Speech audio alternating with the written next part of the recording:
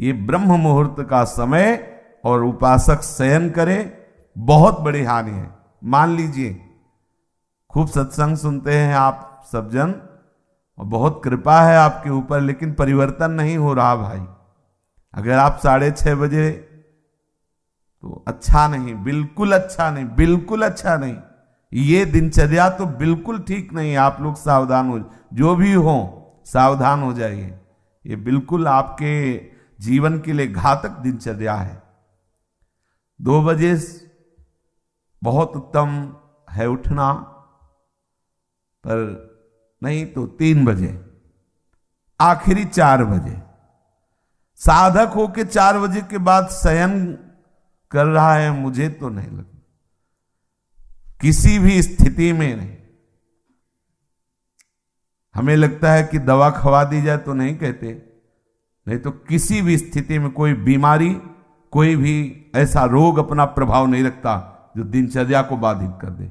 ये देखा है, ये केवल प्रवचन नहीं, देखा है, जीवन को देखा है। कुछ भी दिनचर्या में अपार सामर्थ्य देखा, अभ्यास में अपार सामर्थ्य है। देखो सामने पट्टी बंधवा दी गई और धनुष बाण ले लिया और शब्द दूर किया जा रहा है अन्य दिशा में, शब्द वेधी बाण संचार।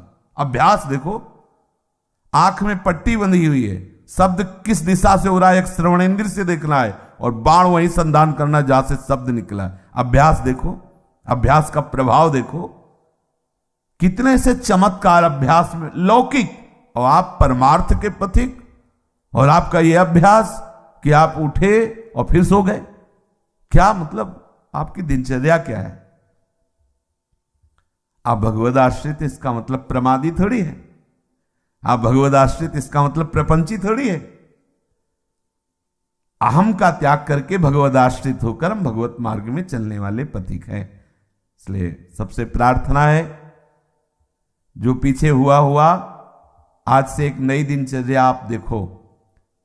जो पूर्व की दिनचर्या ठीक है तो उसे लिखो, नहीं तो सुधार करके और स्वयं श्री जी के सामने वो दिनचर्या रखो। दिखाने की जरूरत नहीं है, बहुत बार देख लिए, बहुत बार रजिस्टरों में रखा हुआ है सब दिनचर्या। अभी आ जाएगी उठ के, 2 बजे उठे, 3 बजे ये, 4 बजे वो, 5 हो सकता है जिस दिन लिखो उस दिन 2 बजे उठ जाओ कि आज उठे, पक्का उठे, सत्य कह रहे हो, 2 बजे लिख दिया। इससे काम नहीं चलना। आप अपने को खुद साक्षी करके प्रभु के सामने और नियमावली में बांधो। बिना नियम के प्रेम उत्पन्न नहीं होता। वो प्रेम की एक दशा है जो नेम को लय कर देती है।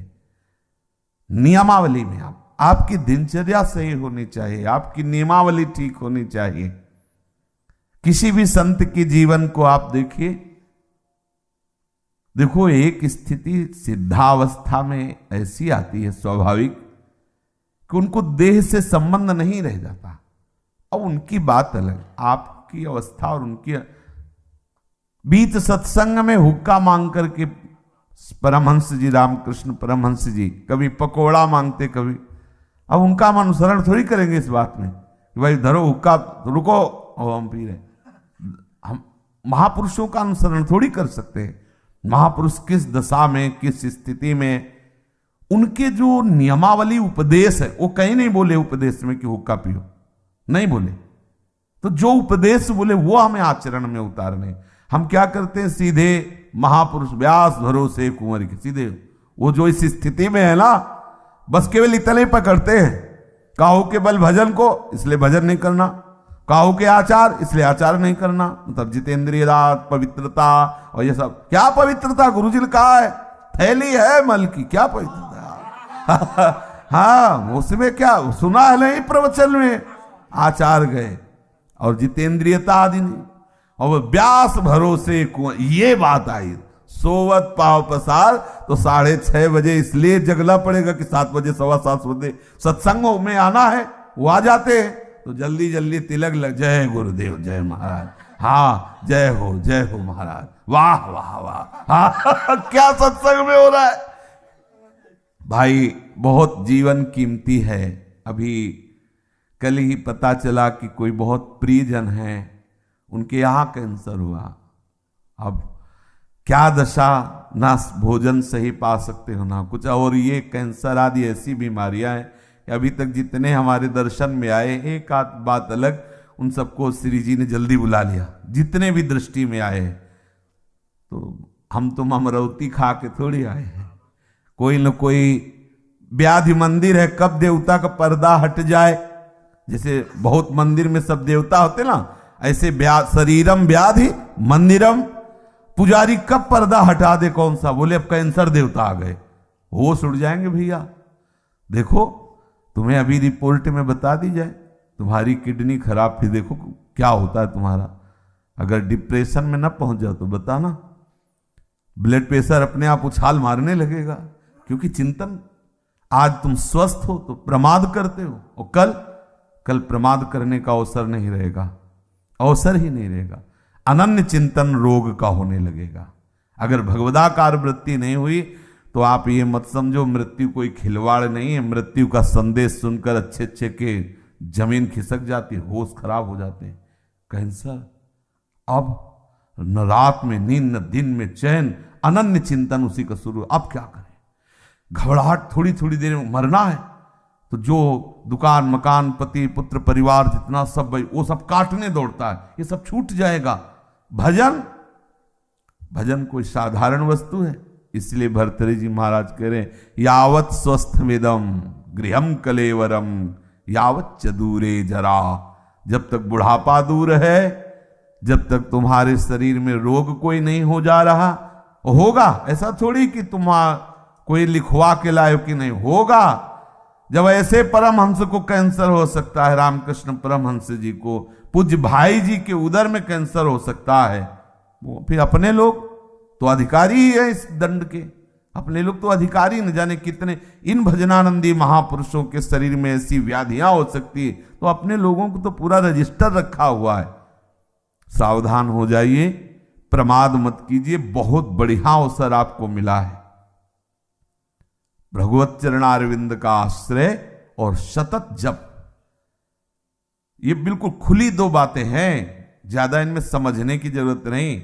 अंदर से भगवत आश्रय और जिह्वा से जप, राधा वल्लभ श्री हरिवंश श्री हरिवंश। क्या जाता है भैया, अगर रोज का रोज शाम के हिसाब आपको ना दिखाई दे तो बताना, रोज आपको वैराग्य बढ़ा नजर आएगा, आपको नजर आएगा, अरुचि होने लगे।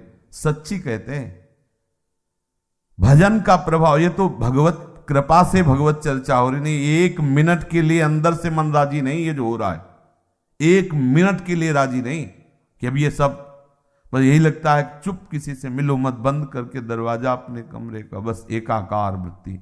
कब शरीर किस दशा को पहुंच जाए, बेकार काहे को बहिर्मुखता में फैल रहे हो, शांत। इसका फल है तदाकार वृत्ति में डूबना। और आपको बढ़िया अवसर मिला है, कोई जिम्मेवारी नहीं। देखो आप सत्संग सुन रहे हो, आप नाम जप कर सकते हो, नाम में ध्यान लगाए हुए श्रवणेन्द्रिय से सुनो। देखो बढ़िया आपकी समाधि अवस्था जा रही। सत्संग क्या है, एक समाधि अवस्था में डुबोने का बहुत बढ़िया, मतलब 1 घंटा 1.5 घंटा चर्चा हो रही, श्रवणेन्द्रिय के लिए कहीं अन्य जाने की जगह नहीं, और अंदर से आप नामाकार वृत्ति मंत्राकार वृत्ति, बड़ा आनंद का विषय है। अगर हम भजन छोड़ दिए, बाह्य में ही समय व्यतीत किए, तो बाह्यकरण से आप सेवाएं करते रहो, बाह्यकरण से दिनचर्या करते रहो, अंतःकरण विषय चिंतन कर रहा है, तो आनंद बाह्यकरण को होना है कि अंतःकरण को? समझना, जरा सूक्ष्मता से समझना। परिवर्तन किसका होना है? अंतःकरण का। बाह्यकरण का तो देखो 2 मिनट में परिवर्तन सब, लेकिन अंतःकरण का परिवर्तन चिंतन से होता है, भजन से होता है। बड़े बड़े हम संत महापुरुषों के समीप रहने वालों को देखा है, अंतर में भजन नहीं तो दीपक तले अंधेला पाया गया है, दीपक तले अंधेला पाया। बहुत अच्छी बात समझ, बहुत घुस के तमाशा देखा है अंतर और बाहर में। भजन नहीं तो बड़े बड़े भजनानंदी महापुरुषों के समीप रहने वाले बड़ा प्रपंच का नाटक देखा गया है। वो महापुरुष तो आनंदित रहते हैं, क्योंकि उनके लिए तो एक ऐसी स्थिति है प्राप्त हो गई जहां प्रपंच का स्पर्श नहीं है और उनके प्रभाव से बाहरी व्यवहार सामग्रियों की खूब बहुतायत होती है, तो नीचे भजन का मतलब नहीं रह जाता कि भजन क्या है, बस वो सम्मान और विषय आदि का सेवन, क्योंकि महापुरुषों का प्रभाव सम्मान दिलाता है, महापुरुषों का प्रताप वो वस्तुएं जो विषय संबंधी सेवन में आती, अच्छी से अच्छी वस्तुएं, होता क्या है, अंतःकरण मलिन हो जाता है। इतने बड़े महापुरुष के समीप रहते हुए अंतःकरण और इतना मलिन हो जाता है को महापुरुषों पर भी अपराध कर बैठता है। जिनके प्रताप से पोषित होता है वो वहीं अपराध कर बैठता है। इसलिए प्रधान बात है अंतर में आपका साधन चलना चाहिए, अंतःकरण आपका भगवत चिंतन में रहे। खुली बात समझ लीजिए, बाह्यकरण से बाह्य पवित्रता होती है, अंतःकरण से अंतःकरण की पवित्रता होती है। बाह्यकरण और अंतःकरण दोनों भागवतिक हो जाए तो स्वभाव का परिवर्तन हो जाता है, स्वभाव का परिवर्तन होता है तो स्वरूप का अनुभव हो जाता है। जो हमारा सखा भाव, गोपी भाव, सहचरी भाव का भाव स्वरूप है, उसकी प्राप्ति हो जाती है। इसलिए भैया चूको मत, बहुत बढ़िया अवसर, बड़ा घबराहट का विषय है।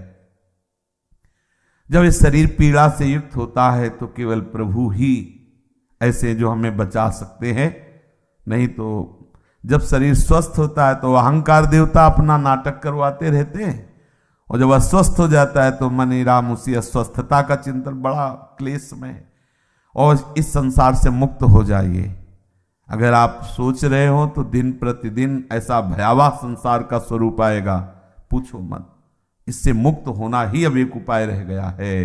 अब हम ये नहीं कह सकते कि जन्म जन्म, क्योंकि महामारियां, नाना प्रकार की प्रतिकूलताएं, नाना प्रकार की व्यभिचार, नाना प्रकार के खान पान की मलिनताएं, ये कलिकाल में बढ़ती ही चली जाएंगी और उसका प्रभाव पड़ेगा। जैसे बाहर रोड में यदि गंदा कोई इत्र डाल दिया जाए तो उसकी खुशबू सबको आएगी, अच्छा डाल दिया जाए तो अच्छी आएगी। ऐसे ही इस सृष्टि में जो भी भयानक से भयानक आचरण होंगे, जो भी बुरे आचरण होंगे, पूरी सृष्टि पर उसका प्रभाव पड़ता है। अगर कोई बच सकता है तो भजन के प्रभाव से बच सकता है, नहीं तो प्रभाव, जैसे सर्दी का प्रभाव सबके ऊपर पड़ रहा है, पर जो कंबल ओढ़े बच गए। अगर कहीं भी कुछ भी मलिनता का आचरण होता है तो पूरी सृष्टि पर उसका प्रभाव पड़ता है, वो समझ में नहीं आता। अगर कोई बच सकता है कलयुग की कुचाल से तो भजन, केवल भजन, दूसरा कोई उपाय नहीं। भजन करके भगवत धाम में स्थित हो जाओ, प्रभु को प्राप्त हो जाओ, नहीं बहुत दुख भोगना पड़ेगा। अभी प्रमादी मन है तो देख लेंगे, अरे देख लेंगे, होश खराब हो जाते हैं, मृत्यु सुखद लगने लगती है, ऐसे ऐसे कष्ट आते हैं कि वो चाहता कि मुझे कोई मार दो। सच्ची मानना, हमने देखा है, चाहता है कि इस दशा से तो अच्छा है कि मुझे मार दो। भाई मरना थोड़ी हमारा समाधान होगा, भगवत प्राप्ति समाधान। इसलिए बेचैन हो जाओ भगवत प्राप्ति के लिए। प्रेम की चलो बड़ी ऊंची बात है, लेकिन इतना तो रख लो कि अब प्रभु मुक्त करो इस नरक से।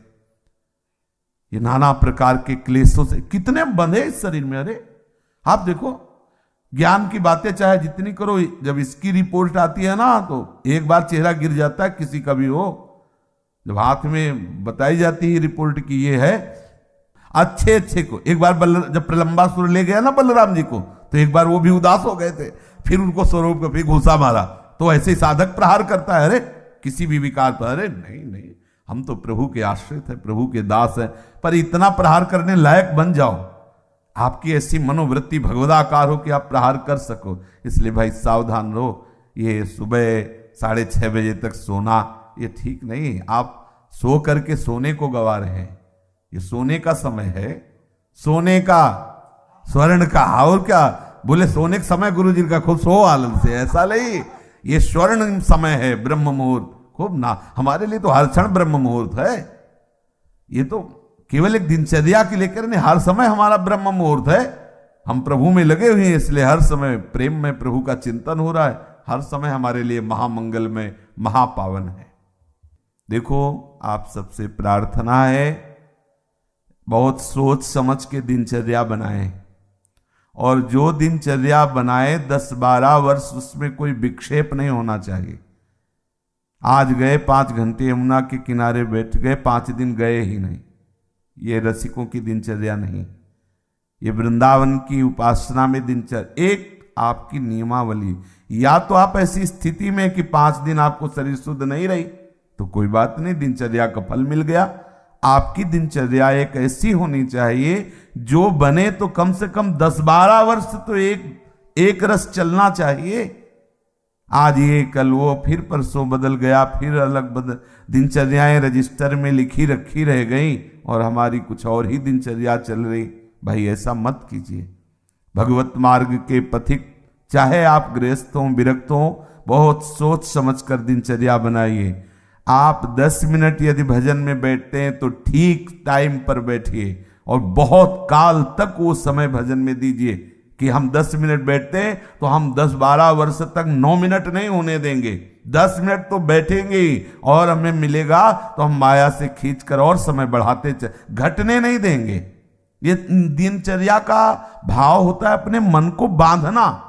दिनचर्या का मतलब होता है हम अपने मन को संपूर्ण समय के द्वारा इष्ट में फांस रहे, बांध रहे, इस समय ये, इस समय ये, इस समय ये, और उसको नियम पूर्वक बांधना।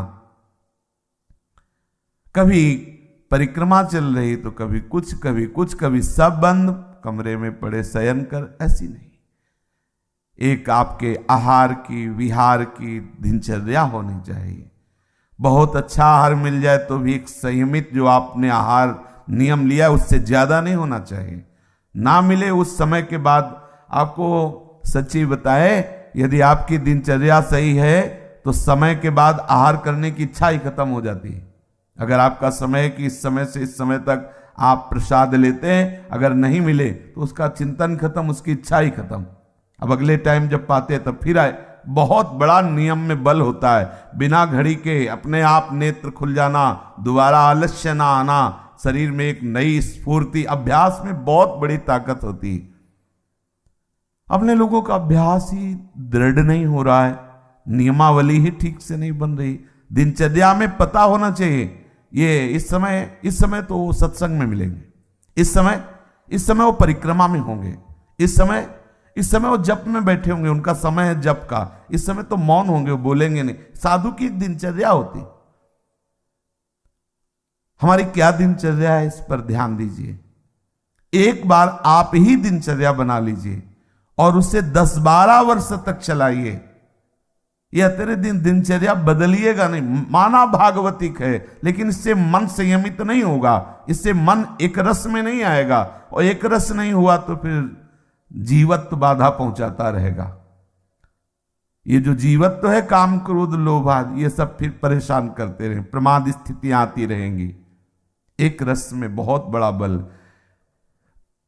जब बुखार और ये सब परेशानियां शरीर में आती तो भी दिनचर्या बाधित नहीं होती। जो अच्छे साधक होते हैं, जिस समय स्नान उसी समय स्नान, जिस समय अपने आप इतना सामर्थ्य होती है। कहीं भी चमत्कार प्रकट हुआ है तो एक जो दिनचर्या पकड़ी गई, दिनचर्या 24 घंटे में ऐसी सहज दिनचर्या आप अपनी खुद बना लीजिए जो आप बहुत काल तक निर्वाह कर सके।